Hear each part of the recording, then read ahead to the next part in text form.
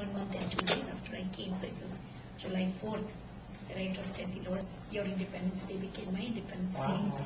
And of course, I had no idea of the steps that God would take me through. But really, thank God, looking back at all these years as to how God is so personally involved in my life and the way He has led. And when I was at Moody for 1 year is when God gave me a call to serve Him full time. I'd never been to India until then. And when I went to India in 1980, that's what God just opened up doors of opportunities. And God brought Chintas from South India to Gujarat State in West India, where I was ministering, and we met in September of 81, married in 82, and have been serving God together all these years. First among tribal children for 10 years, and then now with people infected with HIV/AIDS and family ministries. And both our daughter and son. Our daughter is 26, son is 24. They are student, and daughter is CPS student and doing internship with us here for. And our son is a web designer having his business. And they volunteer many hours, help us in many ways. It's just such a blessing to be able to do that. And then we appreciate God's people. Like Dr. Painter having come and spent just 2 days with us. But there were days very full with just a lot of things that happened. It was so beautiful, so meaningful to have him be with us, sit down on the level of the children, just right on the floor with them, teach them, talk with them, minister to them, and then talk with our staff, taking so much personal interest in each one, and going to the village, visiting villages, and then he actually even brought a message from the Word to our small congregation there. But it just, I just say that to say that God is doing many wonderful things, you know, through our small ministry in the great big land of India. I think the DVD speaks volumes of what they, when you look at the pictures, you know, you can't help it. I think those figures are staggering. The AIDS numbers and the children. You know, we experience a little bit of that here in the United States, but it's so rampant there, and the stigma that's attached and the port. It's yeah, it really is. It brings tears to your eyes when you think of those children. India being a very big country, as you know, it's only the land is only 1/3 of the land, U.S. size, but the population is 3 times more. Mm. So it's very thickly populated, and more than 60% live below poverty line. Literacy and poverty and superstitions, all of this add to increase the problem. And then when we look at the large figures, as Steve was just mentioning, sometimes it's just so overwhelming, we feel like, are we really making any difference? You know, just 39 children out of 2 million. But then God reminds us again, every single individual is so important. And then yesterday somebody said, Jesus didn't heal everyone. Right. He didn't, you know, he couldn't talk with everyone personally.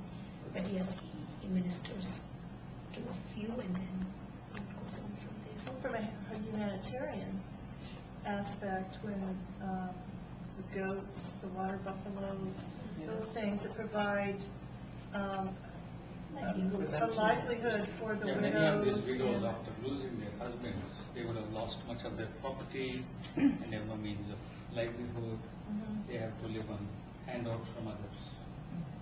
And you hit upon a lot of things that I didn't know. I traveled to India in February for recruitment, and you hit upon a lot of things that I didn't know ahead of time, such as the inequality between the men and the women. And now it's all coming to me. Like, for instance, when I was in the hotel and some of the men were rude to me. So I didn't really understand that. And so, yeah. So true. And also India, there are several castes, higher caste, middle class, lower class. No matter how educated you are, you cannot be in higher caste. You are always. If you're in the lower, you How do you know what class people are from? It's not class, it's a caste. You're Yeah, born caste. into that caste. But how do you know? Well, just by birth, your parents belong to this caste automatically. But even your last name, Automatically you belong to that caste. many times the surname. Sometimes to the surname you may know, but otherwise you need to Dress, ask. maybe? Do they dress? No, they all dress same. I mean, dresses according to the state, so that won't be necessarily due to the caste, but a lot of times just the kind of work you do, shows your caste, and then the kind of names you have, and you can't, so not supposed to marry outside the caste, so it keeps you within that. Just there are many indications. Now many are rising above in terms of getting educated, but still the higher caste cannot think that a lower caste Well, person most can. people still live in small communities in the villages. So that's where that is very, very strong. The caste system is very strong.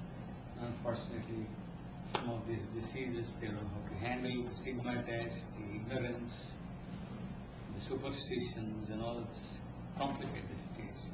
Which city were you in? I went to Ahmedabad, Mumbai, and Chennai. We lived in Ahmedabad for 4 years. Oh. I am Gujarati. So The state of I lived Ahmedabad, Uh-huh. Gujarat. Gujarat state. Yes. In fact, she got to meet Vanitha's family when she was in Kuwait. Oh, is it? Yeah. I was so thrilled when I was in Mumbai. I met this one family, and I said, I really want to get some traditional Indian clothing. I'd love to get a sari and so forth. And I said, where can I find something just like you have on? And she said, come on, I'll show you. So they didn't know me from Adam, and they took me shopping. I was like, wow, this is great. So, yeah, they were very, very, very friendly, that family. And Yes, people are very took me in. And did you enjoy the Indian food? Oh, loved it. Yeah. The spices, I wish we could get those back here. In the Indian grocery stores now, you can get everything. We were one in Cincinnati with Laura Johnson, and I was surprised they have more things than we get in our own stores. When I studied here, the international store in Champaign didn't have anything that resembled what I was used to. Anything I made, people liked it, others liked it, I didn't like it. It just didn't. But now you can get everything, so. Well, we take the students to the international market, the Champagne. Mhm. I'm not quite sure how it matches with the Indian I spices. wonder if Probably they not have as an good. Indian store, because somebody said that, Is it a world Seth said market? he ate in Champaign at an Indian restaurant, and so I assumed that they would have an Indian grocery store also, in a large place like that with a lot of Indian students, I'm sure. That would have the correct flavors. Love the country. Yeah. Come back, and if you come to Hyderabad, we'd love to host you. Oh, I love that. We have had students from different places come and intern with us 3 months at a time, and of course it's a Christian institution, so that's how it works. But they've stayed with us, and they eat our food, and they do everything we do. We showed that picture of the traffic, the rickshaw. That was a fun experience too. People can't imagine that here, can they?